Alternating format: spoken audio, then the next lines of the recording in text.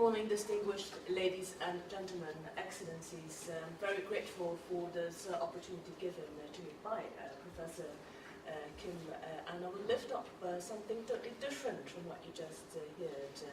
How do we fight crime in Europe? How do we fight cybercrime in Europe? How are we taking care of cyber security? And in the best case, how are we doing this globally? And that means with all possible partners, including with South Korea. Now, I'm very grateful for this opportunity because the work of EUROJUST is mainly built on building bridges, on building partnerships, on what the ambassador has been focusing at, building bridges of confidence and trust. Because what we do is mainly ensuring judicial cooperation and judicial coordination. And without trust, without partnership within the EU and between the EU and other regions and globally, this is simply not possible. Now, I will try to put the work of EUROJUST in its right context, say how Europe has made out of cybersecurity a priority, what kind of cases we have been dealing with, and what were the latest developments in the approach against the fight against cyber crime.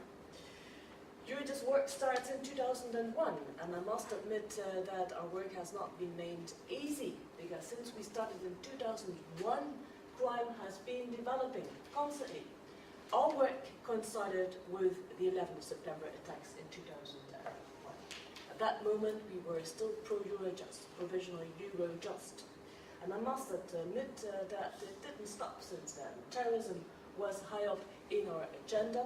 We had different terrorist attacks, the one in 2004, in Madrid, in 2005, in London.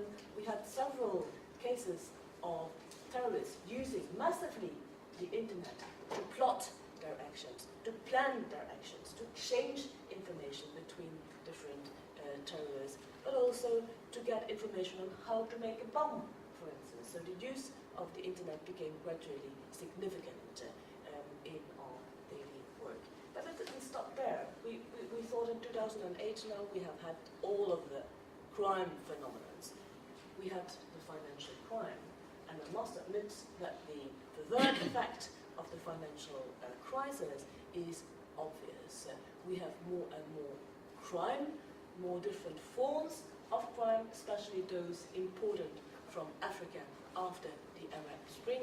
And we have, as we all know, in Europe and in the rest of the world, less and less means because of the financial crimes. And that goes for everybody, for big, huge companies, for the law enforcement authorities, including for the judicial authorities, including for the EU agencies. So you have to fight more crime, new phenomena of crime which are acting extremely rapidly with less and less means. That is the right context.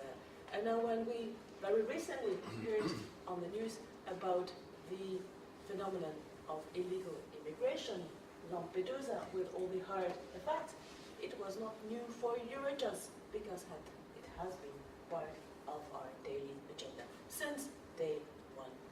So what you see is that EUROJUST, we have to be extremely flexible. We are event-driven. I've just given you some examples of events. We are demand-driven because we are working on the basis of requests from judicial authorities. And of course, on top of all this, we have to be result-driven. We need to get the criminals there where they do belong, and that is behind the bars. That is sentencing them, taking away their freedom, taking away also their revenues, because that is their highest motivation. They do it for the money. They do it to get rid of regimes, governments, or to have their religion up high in the mountains. So this is a little bit the context. Now, I can assure you that cyber security and cybercrime has been considered in the EU as a top priority, because in the internal security strategy since 2011, it was part of a list of priorities. And this year, it has been renewed as part of the 8 priorities from 2014 onwards, there will be an EU policy cycle, and that will tackle cyber security and cybercrime being abused by criminals, part of organized crime groups as one of the priorities. And it has been part of our priority because we are only dealing with organized transborder crime, and if something is transborder and is organized, it is also certainly cybercrime. It is transborder by its nature. Now, what kind of cyber crimes do we tackle? We have mainly tackled two kinds of cyber crime. Those where internet is being used to commit the crime. We talk here about theft and fraud and terrorism acts where the internet is being used, and then what the Director General has just been referring to, the other types of crime. That means the attacks where you try to disrupt the information systems by malware, by botnets, by different means where you attack the critical infrastructure. And that becomes also part of the news if we all listen well. And indeed, what we have to do as judicial authorities, as law enforcement authorities, is constantly in that fight strike the right balances between fighting crime, going for and after the criminals and their money, but also in absolute respect of the data protection. And this is where sometimes we might be criticized, but sometimes if you talk about saving lives of people, the choice between the right for life and the right for data is quickly you make the right choice by nature. So there the balance is being made quite immediately. Now, it's still very theoretic because we say that we have been dealing with cybercrime. I have been focusing on the two kinds of cybercrime we are facing at. I have told you that we are ensuring judicial cooperation and coordination. But what does that mean? I will give you an example because examples are always the best way to show you how we are dealing with cybercrime. And I will take a case which took, in fact, some time, which started in 2007, but which still is having a spin-off effect, amazingly, because the internet is, developing so quickly, so vastly, and so widely. And that's just to show you what we have been doing in those years and how we took advantage of this case between brackets in order to develop and to strengthen our approach and our fight.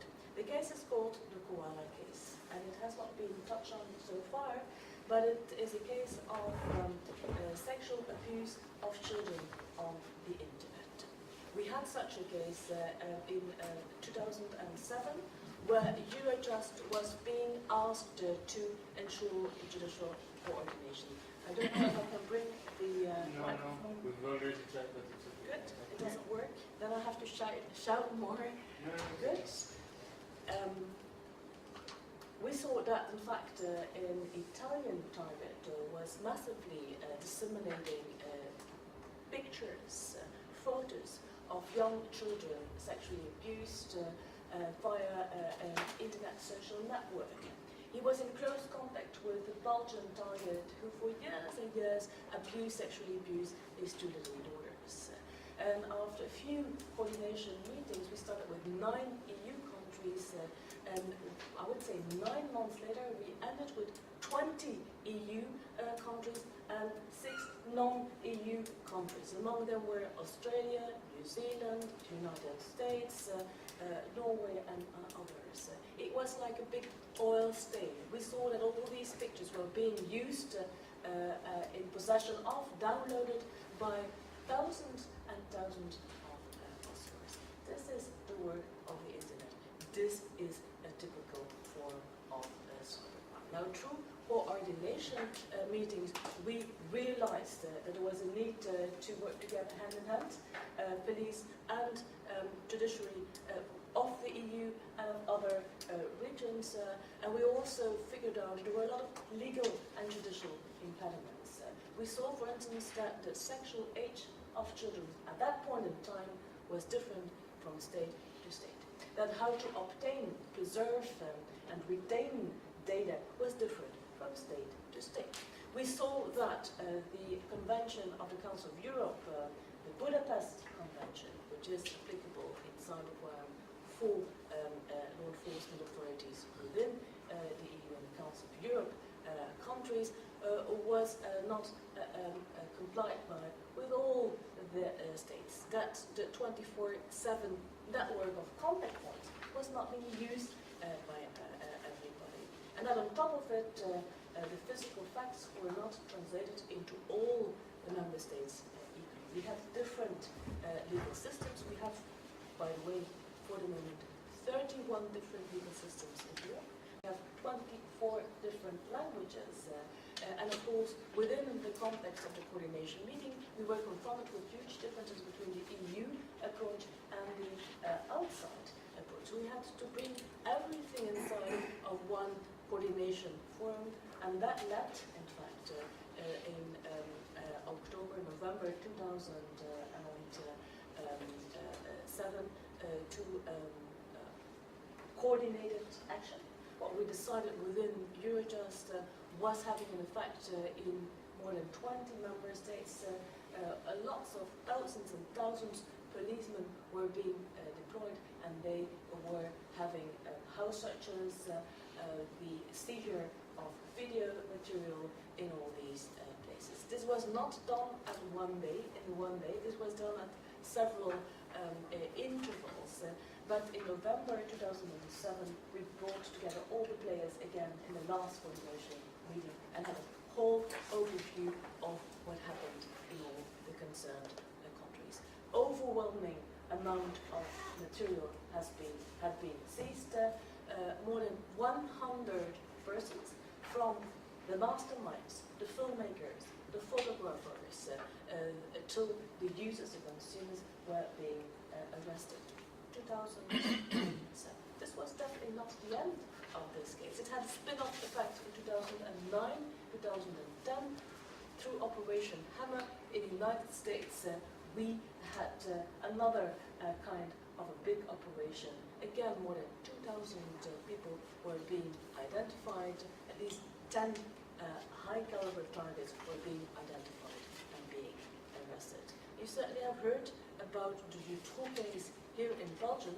One of the defense lawyers who was active was also part of a trial because he also downloaded those sexually abused images of children, and that happened in 2010. I can assure you this is not the end of the case. We have in the meantime a lot of people being convicted, a lot of seizures of material, and this is still ongoing. The penalties varied between the United States, where 30, 40 years of imprisonment were being pronounced. So far in Europe, 5 to 6 years imprisonment till 3 months of imprisonment. This is the whole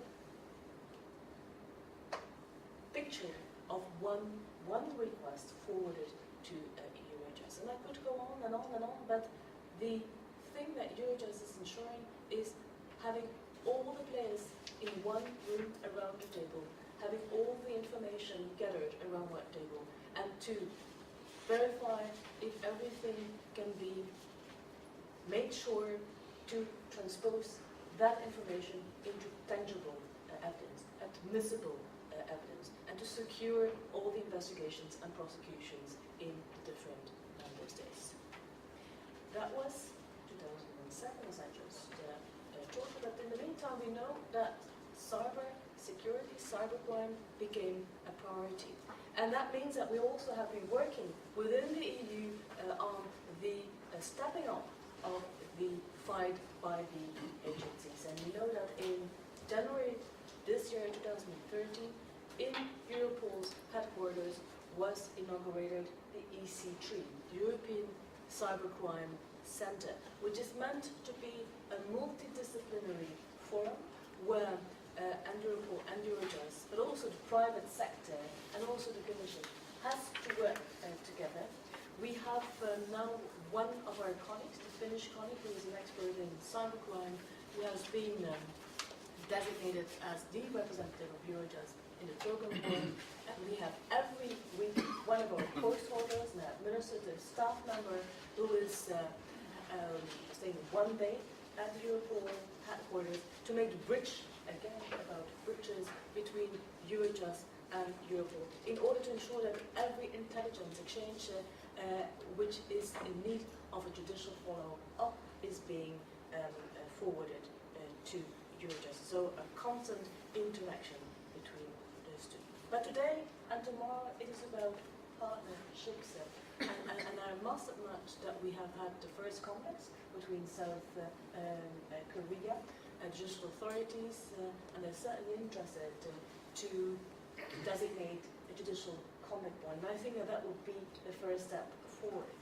With other regions, such as the United States, we have concluded since many, many years a judicial cooperation agreement. And later than last year, in October last year, we organized at EUROJUST a strategic meeting between US members of the Department of Justice and experienced prosecutors of the United States and experienced cybercrime prosecutors of the European Union. We were indeed told that a lot of our cases were linking up European Union with the United States and that there were a multitude of problems encountered in investigating and in prosecuting cybercrime cases. So we organized workshops and we tried to verify what were those problems and how we could solve the problems between the two. Indeed obtaining data, content-related data, how to preserve those data, how to deal with the different approaches of detention of data at both sides of the ocean, how to ensure international judicial cooperation. And 1 month later, we did do exactly the same in a workshop between EU and India in how to counter counterterrorism and also cybercrime investigation. That means that we can organize these meetings because 1, they will help us to get acquainted with each other's systems. 2, they will help us to go over cases which went well in some cases and to derive from it best practices, but also to have an eye and to stand still on cases which did not go too well, and also to derive lessons learned there and to see what we can do to step up the fight against those criminal facts, those criminal phenomena, and how to improve that fight, not only within the EU, but also in close partnerships. So what I would like to do is to hand out a call and to say that we are willing to organize these kind of meetings, always between judicial authorities and maybe centered around a specific phenomenon, be it cyber crime. We also have seen that at least within the EU there is a lack of training. Very often our law enforcement services are being well trained, but not per se the prosecutors and the judges, those who are going to trial. So we need to ensure better training. We also see that there is an under-reporting of cybercrime. It's true that a lot of member states, when they're faced with cybercrime and cybersecurity issues, they focus on their own segment of the network and they tend to neglect the more global context because that's easier done. That is what we call a short-term vision, but not a long-term vision. It takes time. I've given you only one example, Operation Koala. You see how long it takes to really tackle the whole network. But in the meantime, we have seen that the EU, and also in relation to sexual exploitation of children, has taken a variety of leading initiatives, a directive in tackling it better, that we have now more approximation, that we have taken steps within the agencies, that it is made a priority, and that I'm sure gradually we will be able to have better reactions and quicker reactions. And if we then also can work more between the regions, I think that we have made the right step forward. So more to come. A lot of things have been done, and I'm sure that we will have very fruitful